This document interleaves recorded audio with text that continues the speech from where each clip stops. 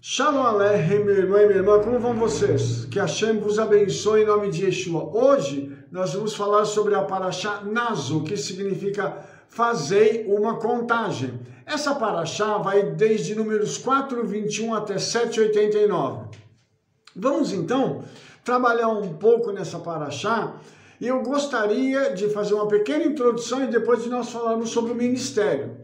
Porque essa Parashá vai falar bastante sobre essa questão, nessa parte primária da Parashá, sobre o ministério dos levitas. Eu quero abordar um pouquinho disso com vocês, mas antes disso, vamos falar sobre a palavra Nazo, que na gematria dá 351.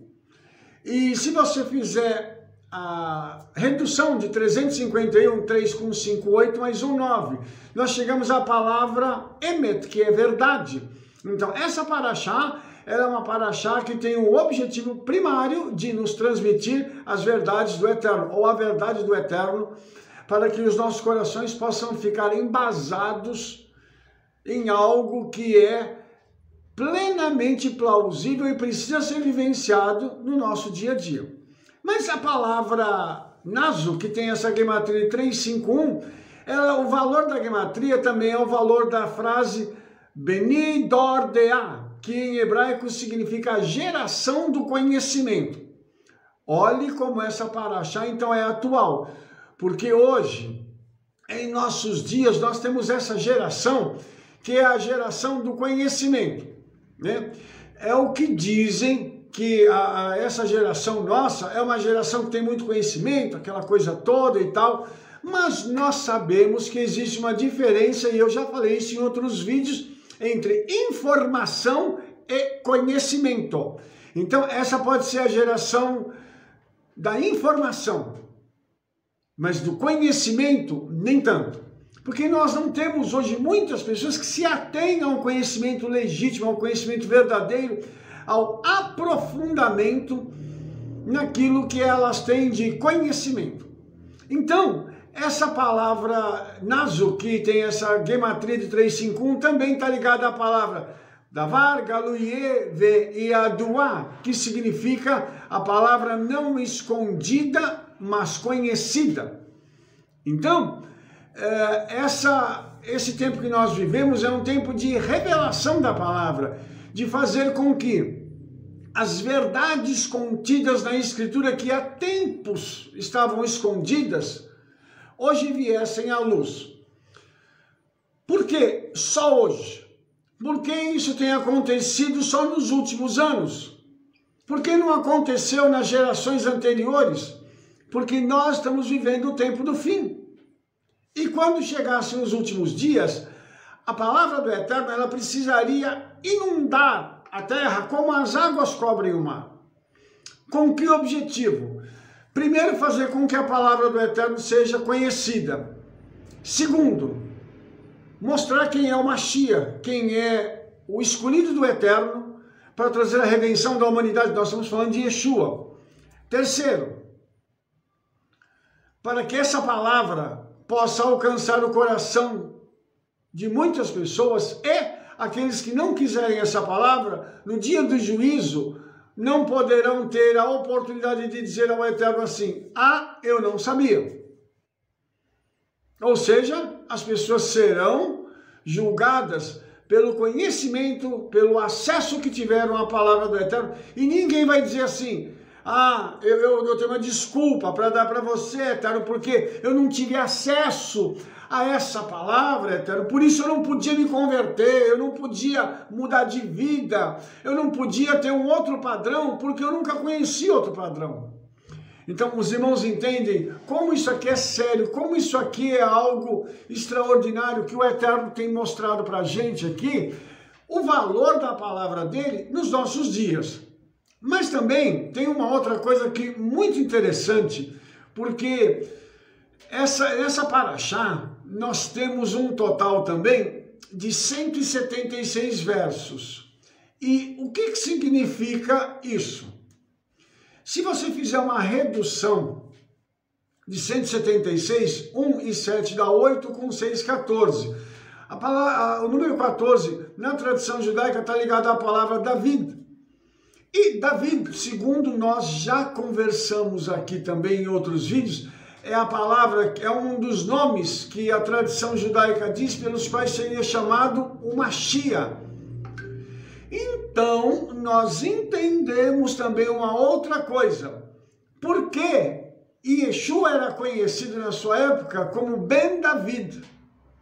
Os irmãos se lembram que, lendo a Brit Hadashah, nós temos várias ocorrências nas quais pessoas que estavam sendo curadas, libertas, e mesmo pessoas que estavam pelos locais onde Yeshua estava passando, ele era conhecido como Yeshua Ben David. Por quê? Além de ser o filho de Davi, que o filho de Davi é que traria a promessa messiânica, além de ser ligado a Davi nesse aspecto, a ligação, a conexão que se faz com Davi é que ele era realmente o Mashiach esperado.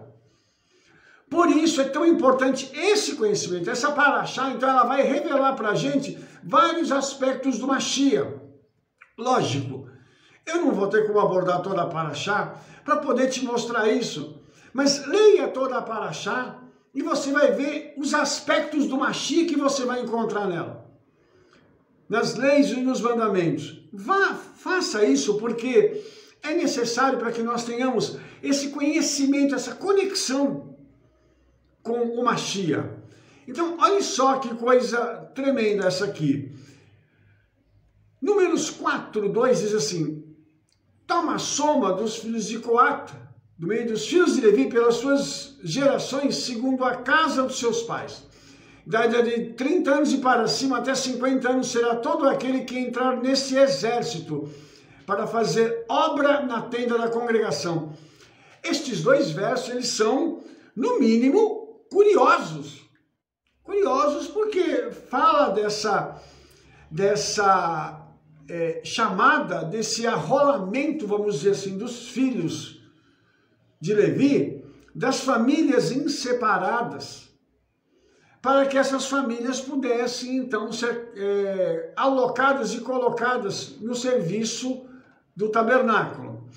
Então, esse serviço do tabernáculo, a gente vai ver que você pode ver o tabernáculo aqui em cima, inclusive, ó, o serviço do tabernáculo eram chamadas famílias específicas e cada um fazia uma função.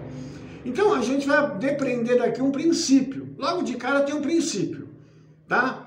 Que princípio é esse? É que cada um é chamado para desempenhar a sua função no ministério. Não adianta eu querer desempenhar a função de outro, não adianta eu querer fazer outro ou eu querer fazer tudo. Não existe isso. O próprio Eterno, ele vem separando família por família para que o ministério possa ser levado adiante através de pessoas que cumprirão tarefas específicas. Por que eu estou falando isto desta forma? Porque é necessário que nós que somos líderes possamos delegar a autoridade a outras pessoas para que eles possam realizar a obra do ministério do Senhor nas nossas congregações, sinagogas ou igrejas. Isto passa por outro aspecto. Essas pessoas precisam ser preparadas. Os levitas, para desempenharem o seu trabalho aqui no tabernáculo, foram treinados. Houve um treinamento para eles e esse treinamento depois ele foi repassado para os demais. Para quê? Para que cada um deles pudesse então desempenhar o seu trabalho de forma correta. Ou seja, nenhum entrava no trabalho do outro e ninguém fazia menos para que o outro tivesse que fazer. Cada um cumpria as suas funções na sua totalidade. Isso também mostra para a gente que quando há alguma coisa nos é entregue a fazer na obra do Eterno, nós temos que fazer isso de forma completa. Não adianta a gente pegar e fazer pela metade. E eu mais uma vez gostaria de esclarecer aqui que levitas não são cantores e músicos. Os levitas auxiliavam em todo o trabalho do tabernáculo e depois do templo. Isso significa que desde aquele que vai limpar as cinzas do altar, até aquele que vai ajudar a dividir os sacrifícios, mata o animal, divide o sacrifício em pedaços, ajeita sobre o altar dos cantores que estariam lá, das demais pessoas que estavam auxiliando, fazendo a contabilidade, todos estes são levitas. Então todos aqueles que apoiam o serviço das congregações, nas sinagogas e nas igrejas, são considerados levitas, porque eles dão apoio para os líderes poderem desenvolver o seu trabalho com maior desenvoltura. Porque imagine você, um líder precisar arrumar sua congregação, limpar a congregação, organizar tudo, cuidar das festas, preparar o material para o Shabat, ajeitar tudo na hora do Shabat, ter que cuidar da parte musical, cantar, tocar. Isso é impossível. Entende? Porque, então, temos que entender que tem que delegar autoridade. Outras pessoas precisam vir e ajudar. Uma coisa interessante que o Zohar nos ensina é que a palavra naso também ela alude à nossa alma. Lembra que está falando de fazer uma contagem, né?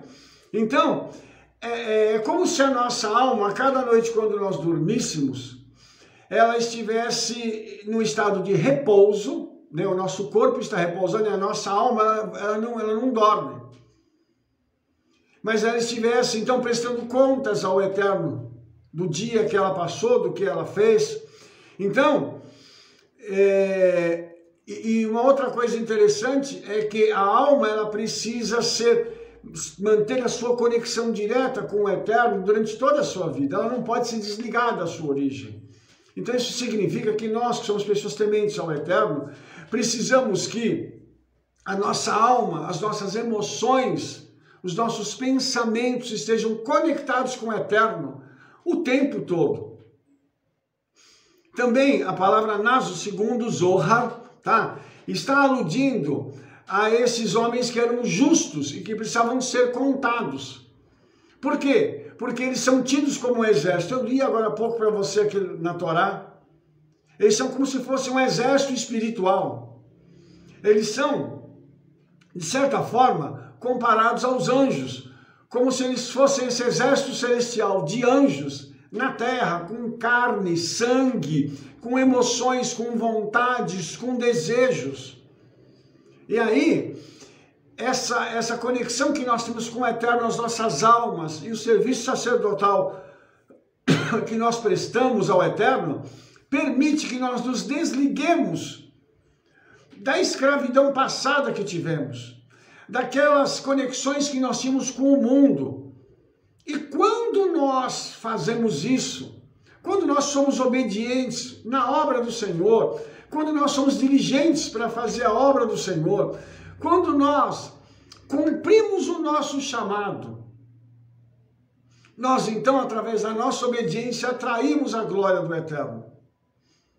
Porque o Senhor vem, mas Ele vem para o meio daqueles que são obedientes, daqueles que estão buscando, daqueles que desejam ardentemente que o Senhor se manifeste em nosso meio. Então, eu gostaria de mostrar uma outra coisa para você. Dentro das famílias dos levitas, cada um tinha um nível de santidade. Todos eram santos, mas cada um tinha um nível diferente de santidade. Nós, no ministério, precisamos ter um nível de santidade maior do que o nosso povo. Isso é lógico. Mas por que você está dizendo isso, Rabino? Porque é necessário que nós, que somos líderes, tenhamos não só uma capacitação maior, mas uma entrada no reino do Espírito também maior. Precisamos entender que nós temos uma obrigação de trazer a glória do Eterno para as nossas congregações, para a sinagoga, para a igreja. Eu não posso deixar isso para a ovelha. A ovelha, ela quer receber. Nós temos a obrigação de fazer isso. Então você imagina, por exemplo, que a família de Kehat, ou de Coate, né? Eles carregavam a Arca da Aliança, junto com as partes mais sagradas do santuário. Então você imagina o grau de santidade que esses homens precisavam ter, porque segundo a tradição, segundo o Midrash nos conta, não eram eles que carregavam a arca, era a arca que os carregava. Então você imagina, vou aqui falar um pouquinho mais sobre a arca e o que o Midrash diz. Você imagina que eles não podiam ficar de costas para a arca, então eles tinham que ficar de frente. Então eles pegavam aqui, dois de frente aqui, dois de frente aqui. Aí você ia perguntar assim, mas como que eles iam fazer para andar? Eles não andavam. Quando eles pegavam a arca, em santidade, em obediência, o que acontecia? Segundo o Midrash, a arca levitava. Levantava-os e a arca ia seguindo e conduzindo-os pelo caminho pelo qual o Eterno tinha que levar a nação até a próxima parada. A pergunta que eu te faço é, será que qualquer pessoa podia pegar na arca para poder fazer isso? Estes 4 homens, que eram 4 que pegavam na arca, um de cada lado, porque tinham as varas, né? Um do lado direito, outro do lado esquerdo, outro do lado direito, do lado de lá, do lado esquerdo, do lado de lá. Então eram 4. Essas 4 pessoas tinham que ter um nível de santidade muito grande. E a arca os conduzia. Imagine um negócio desse. Imagine se hoje nós tivéssemos dentro das nossas congregações, suponhamos que a arca estivesse a nosso dispor. Suponhamos que nós pudéssemos colocar a mão na arca, sem cair morto, com santidade, com reverência, com tremor diante do Eterno. E a arca nos levantasse e a gente começasse a levitar junto com ela. Não sei se você está conseguindo entender o que eu estou te dizendo. É algo assim sobrenatural. Você está no céu, dentro de um aspecto terreno. O céu desceu, as leis da física estão sendo anuladas e você é parte integrante de um milagre que está acontecendo diante dos olhos de 2,5 milhões de pessoas. Só isso. E você é um dos 4 homens que tem o privilégio de ser carregado pela arca. E aí? E hoje a gente tem notícia de coisas acontecendo, não só no Brasil, mas no mundo inteiro, de homens sem temor, sem tremor, falsificando a palavra, ensinando besteira e fazendo coisas assim que são abomináveis ao Eterno. E estão carregando um rótulo, servo do Eterno. Eu sou isso, aquilo, outro. Igrejas e congregações messiânicas que estão se perdendo. Sinagogas perdendo o rumo, abandonando a verdadeira palavra do Eterno. E indo por caminhos, irmãos, que são caminhos terríveis. Esses homens aqui, eles tinham uma qualidade. Eles tinham humildade e eram submissos ao Eterno. Irmãos, o Brasil tem sido avisado constantemente pelo Eterno. O Espírito do Eterno tem tomado profetas em todos os lugares da nossa nação e tem avisado que ele vai julgar, ele vai fazer. E algumas pessoas, às vezes acham, mas por que será que fulano morreu? Pastor fulano morreu. Aquele irmão que era uma bênção morreu. Por que será? O Espírito Santo, ele tem avisado, eu vou trazer juízo, eu vou julgar essas pessoas. Irmãos, não há muito o que falar. para se estar dentro desse lugar, o tabernáculo. Tinha que ter um grau de santidade, não é entrar de qualquer jeito. Eu já falei em vídeos anteriores sobre as nossas vestimentas. Pessoas que se vestem de qualquer jeito e vão para uma congregação, para uma sinagoga, para uma igreja. Acha que eles estão entrando dentro da casa dele de chinelinho de dedo. E não é porque a pessoa não tem dinheiro, não, é porque ela não entendeu o lugar onde ela está indo. Aqui as instruções foram passadas claramente para a família sacerdotal, para cada família dos levitas. Vocês precisam ter um padrão de comportamento e de santidade, vocês vão ser contados como homens santos, separados dos demais como homens santos. E aí? Fica desse jeito mesmo como está? Será, irmãos, que nós estamos fazendo a obra com zelo? Será que nós estamos fazendo a obra do Eterno da forma como Ele desejou que ela fosse feita? Será que nós estamos ensinando aquilo que Ele deseja? Nas redes sociais a gente vê aí a torta e a direita aparecendo, eu vou abrir um seminário, que eu vou fazer isso, eu vou fazer aquilo. E você pergunta, onde você se formou? Não, é que eu vou abrir um seminário mesmo. Entendeu? Porque eu vou pegar as apostilas aí que já me deram, aí eu vou. Os irmãos entendem a que ponto nós chegamos? Misericórdia. Então, a Parashá Nazo, ela vem falar para a gente sobre essa questão, já no começo dela, ela vem trazer um alerta para nós. Qual é o nosso nível de comprometimento? Qual é o nosso nível de santidade com o Eterno, com o Ruach HaKodesh? Qual é o nosso nível de comprometimento com Yeshua? É uma pergunta, irmãos, que não quer calar, sabe? E outra coisa, você imagina que quando os levitas, que eram cantores, e quando os levitas, que eram músicos, começavam a tocar e a cantar, você imagina que eram só vozes masculinas. Vou deixar isso claro aqui.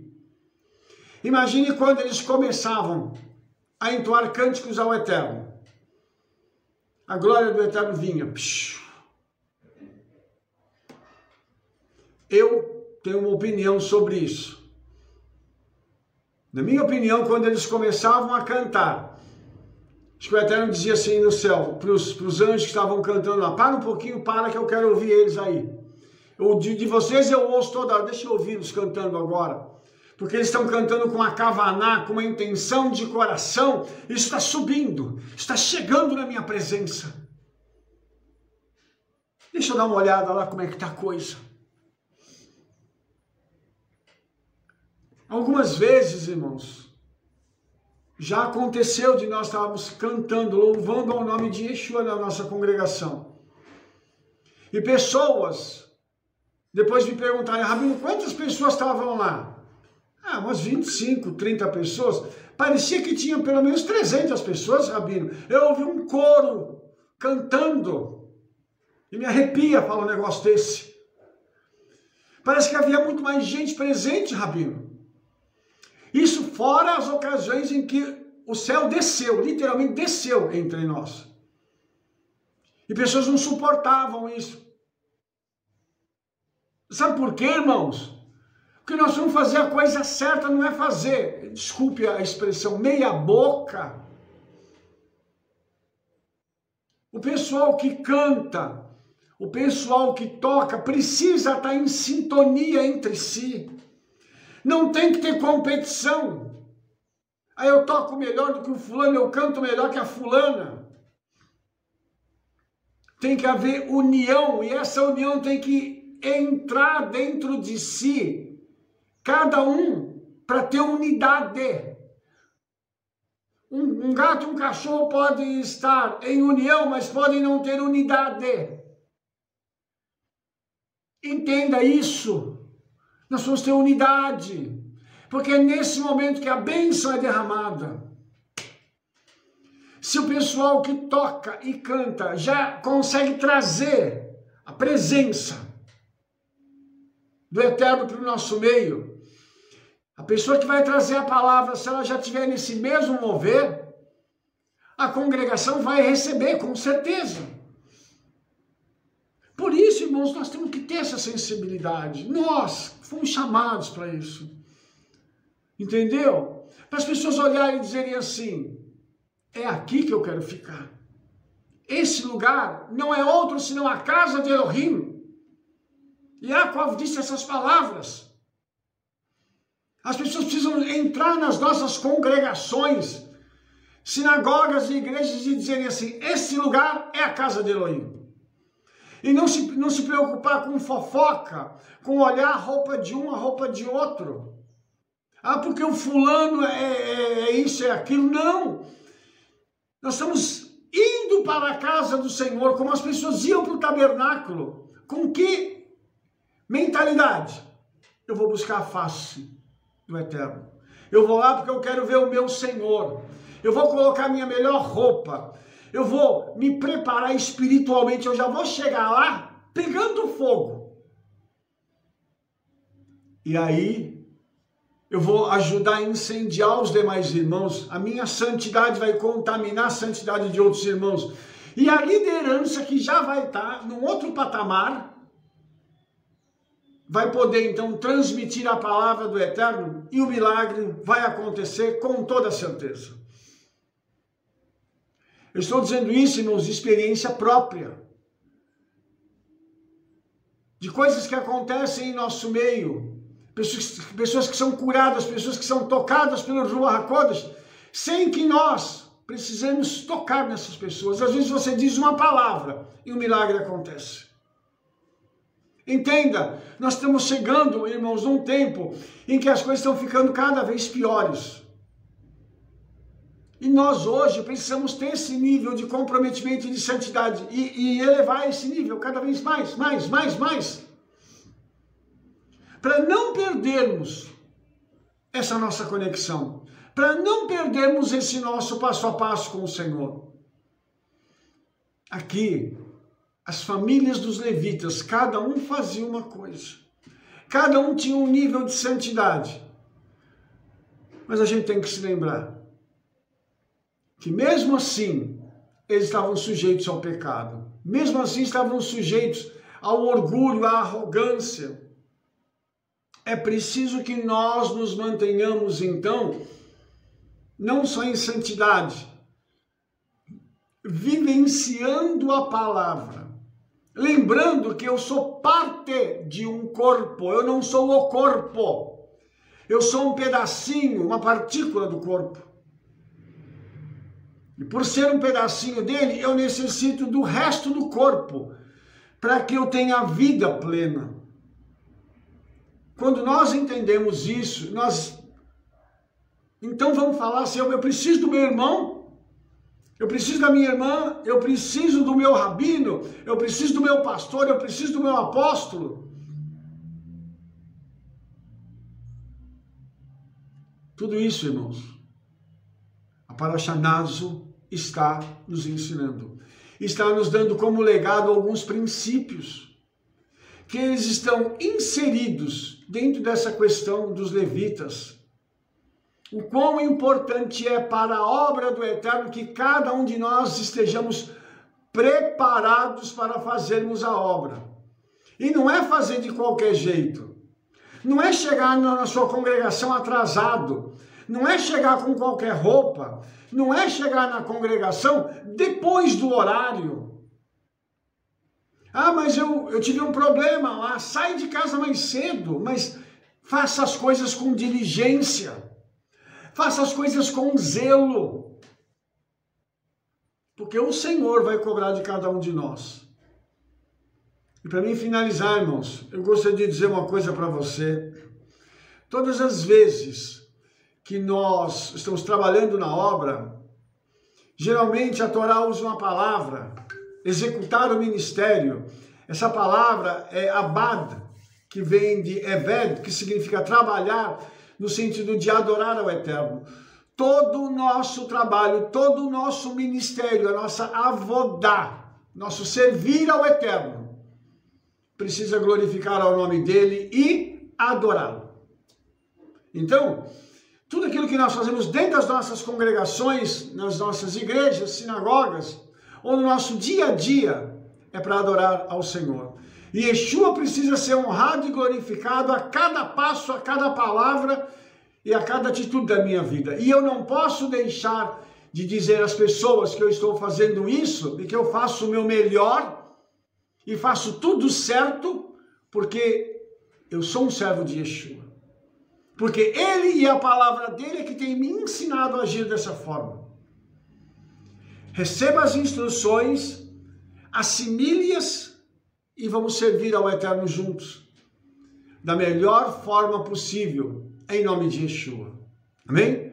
Que o Eterno possa abençoar a sua vida, que você tenha uma semana de grandes bênçãos e vitórias, em nome de Yeshua. Se você gostou desse vídeo, dê um like aí, favorite o vídeo.